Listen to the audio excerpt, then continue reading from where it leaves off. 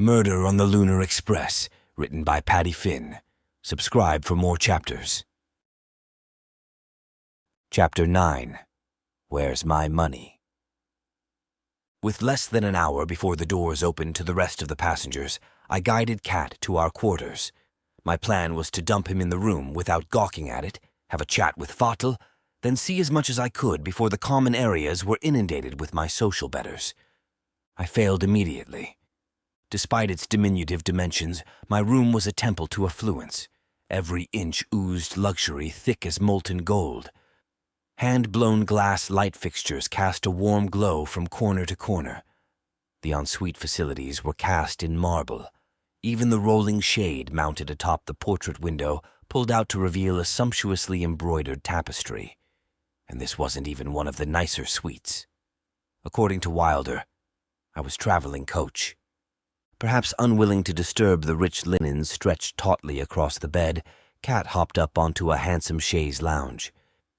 Judging from the way he sank into it, I assumed it would take little effort to convince him to stay put for my preliminary round of investigation. "You good up there, bud? I can move the sheets if you want." He tucked his nose deeper beneath his tail and snuffled. "Fine. Suit yourself." I tossed my carry-on onto the foot of the bed, where I spotted a steamer trunk. It was mahogany, its surface exquisitely patterned with the marquetry of a master atelier. I wondered if Mateo had gotten the chance to drop off my valise yet. It was still early, but I felt naked without my sidearm, especially when acting in an official capacity. I undid the hasp and heaved the surprisingly heavy lid over on well-oiled hinges to reveal a cache of extra blankets. Poking around amongst their folds proved equally fruitless. I slammed the trunk shut more loudly than intended. There was no reason to panic, at least not yet.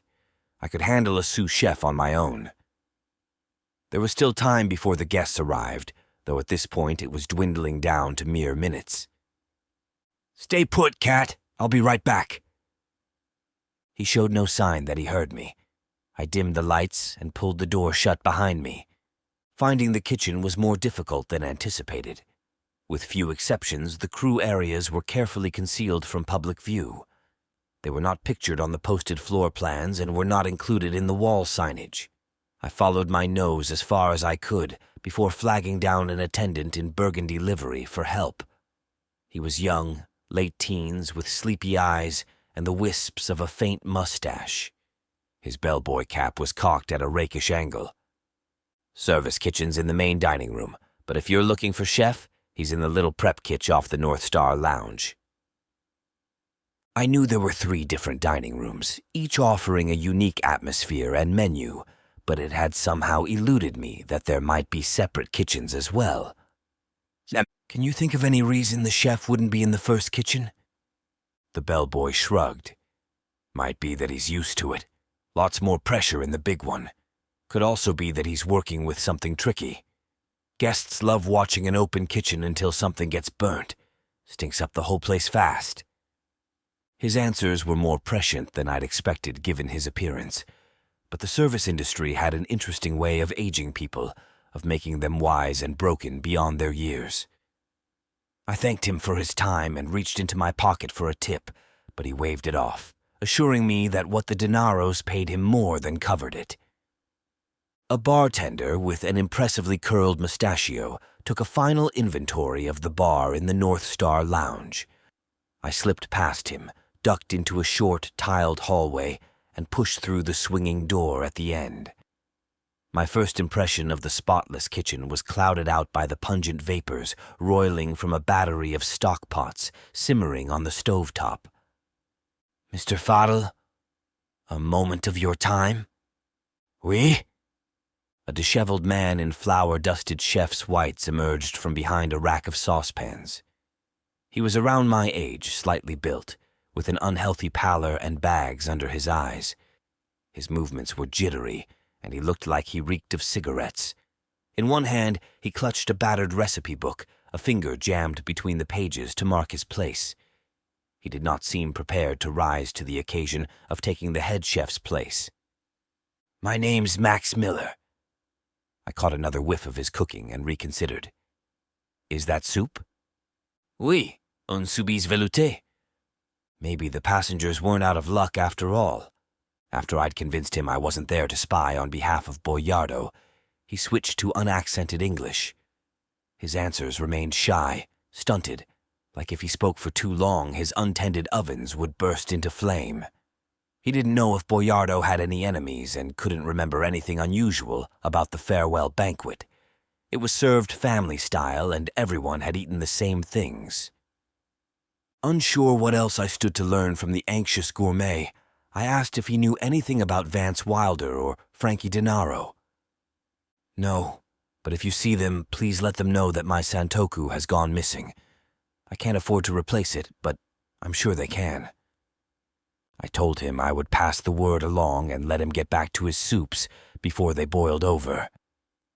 I headed back to my room to shower and change before the scheduled cocktail reception. The other passengers had begun to trickle into the hallways, their baggage and its handlers following behind them in mirthless conga lines. When I was within range, my Comex sent a silent signal to my room door to unlock it. I regretted showing up empty-handed, not having thought to grab Cat anything from the kitchen. I hoped he hadn't gotten into the food I'd packed for him while I was gone. When he greeted me at the threshold, I thought I spotted crumbs on his muzzle, but a closer inspection of his food container showed that it was still sealed. I hung my suit up to steam while I showered, hoping it hadn't wrinkled too severely on the short flight down. I would hate to have to trouble the concierge over something so trivial. I doubted the room contained its own iron. This was not a clientele that expected to do their own work, not when it could be farmed out to one of the plentiful attendants hired specifically to cater to their needs. If I hadn't heard the countdown over the intercom system, I never would have noticed that the Lunar Express had taken off. The artificial gravity generators compensated for the enormous amount of thrust admirably, even keeping the water pressure constant throughout the launch.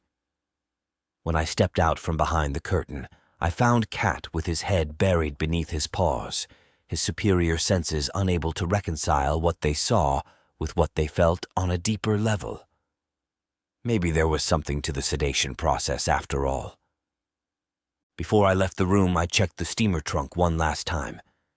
I felt like Cat would have told me if Mateo had stopped by, but it was still worth making sure. Now I had to head out into the thick of things unarmed. I knew that the safest place to be on the Express was around as many people as possible. If anyone involved in the crime spree or Wilder's mysterious tickets was indeed on board, it was unlikely they would risk revealing themselves. But still. I filled Cat's food dish and stationed it on the uncarpeted floor under the sink.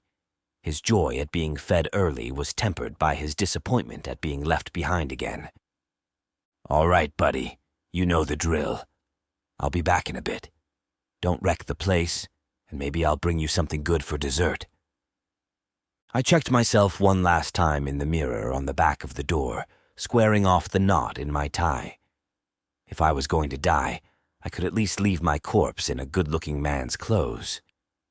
I accepted a flute of champagne from a tray-bearing server at the door as I stepped into the crowded ballroom. Captain Dylan Fox, flanked by his chief crew members standing at parade rest, addressed the flock of travelers from an elevated dais. His tone seemed jovial, but I did not bother with the individual words. I was too taken with the room's keynote feature, an enormous multi-piece chandelier modeled after the solar system. Spanning the full length and width of the ceiling, the lighting fixture was composed of glass orbs of various sizes and colors arranged at intervals around a larger central globe stylized as Sol. In between them, smaller single bulbs and prisms of cut glass mimicked the effect of other celestial bodies as seen from afar. Before I could stop myself, my eyes shot to the red sphere of Mars. Using it as a reference, I found the incandescent proxy of its moon Titan. That's where it happened, I thought, losing all control of my conscious thoughts. That's where my family died, right there above the guy with the convincing hair implants and the woman with the almond eyes. The woman with the almond eyes. I'd seen her before, at the Pilana trial. What was she doing here? The odds of me seeing her in the same week at a courthouse in New York, and then a Luna-bound space elevator launching from Ecuador seemed astronomical at best. Then again, I'd seen Wilder in both places, and Mateo, while not showing up in the courthouse proper, had certainly been in the vicinity. But they were both directly involved in, well, whatever it was that I was doing. It only made sense that so was she. We made eye contact from across the room. More accurately, she caught me staring at her. If there were any doubt she remembered me, the fact that I only owned one suit, tie included, pushed things in her favor. She, on the other hand, had traded her sensible blazer with its clipped-on press credentials for a steel blue cocktail dress of a material that clung to her like liquid metal. A jeweled pendant glittered from the scoop of its modest neckline. Fox's introductory speech continued to ricochet meaninglessly off my ears, which were now preoccupied with the thudding of my own pulse. Idiotically, I wondered if pretending I was just checking her out would somehow help my cause. I didn't get the chance to find out. A heavy hand fell on my shoulder, hard enough to send my drink sloshing from its glass in a crashing, effervescent wave. Hot breath on the back of my neck preceded the intermingled scents of cheap hash and top-shelf booze, which were further disguised with a staggering dose of cologne. Somehow the combination ended up nowhere near as abhorrent as it should have, a garish collage of too many good nights overlaid upon one another. A burst of applause marked the end of Fox's speech. "Bad news," Mateo stage whispered over the clapping. "I fucked up." The courtroom journalist, having seen enough, faded in amongst the revelers. I'd have to find her again later. Mateo looked about as good as he smelled. I wondered where he'd found a moving bus to take a nap under. "You lose your sunglasses?" "No." He reflexively tapped a hand to his unadorned face, his fingertips grazing his painfully swollen eye. "Well, yeah, but not that." His slight slurring made for an offensively accurate impersonation of Luca. "I lost your case." "You did what?" I snarled. I checked to make sure I hadn't drawn too much attention to us. Not a single head turned. True to Mateo's word, we were all but invisible, so long as we didn't bleed at them. Not so much lost it, really. Misplaced. He hiccuped, then gulped from his tumbler. It took everything I had in me not to knock it to the ground. I gave it to one of the bellhops to drop off, but he misunderstood me and stowed it in baggage. I had no idea how poor his instructions had to be for someone to make that mistake, but in all fairness, I had no idea how he was still upright, considering the stench of the substances seeping from his pores. "So tell him to go get it." "No can do, not till we hit transfer to the main line. No access to the center ring until then." "Fuck. When's that?" "Tomorrow morning." "Fuck." "Don't worry, I'll send one of them bright and early. Have him put it on your pillow like a breakfast mint." If I wasn't so pissed off, I'd have been jealous of how good he was feeling. I tried to refocus. I didn't need my kit. Everything was going to be fine so long as I remained calm and collected. The only thing I needed was my keen sense of observation. That was when I noticed Vance Wilder making a beeline in my direction. "Fuck!" "Dude, it's not that big a deal." Mateo reached into his jacket and fumbled with his ECG. "If you need a gun, just take mine." I slapped his hand away and pulled his jacket shut before anyone saw. "No, you moron. It's Wilder. I can't let him see me talking to one of Denaro's fixers when I'm supposed to be working for him." Mateo's features hardened with a sudden clarity. Even his confused aromas seemed to converge into a single primal odor. "Oh shit, Wilder's here?" He spun to face the same direction I did, raising up on his tiptoes to see over the other partygoers. Just the guy I wanted to see. Give me a second. He was out of my reach in a flash, shoving his way through the congregants while yelling over the din of 100 polite conversations. "Where's my money, motherfucker? We had a deal!" "Fuck."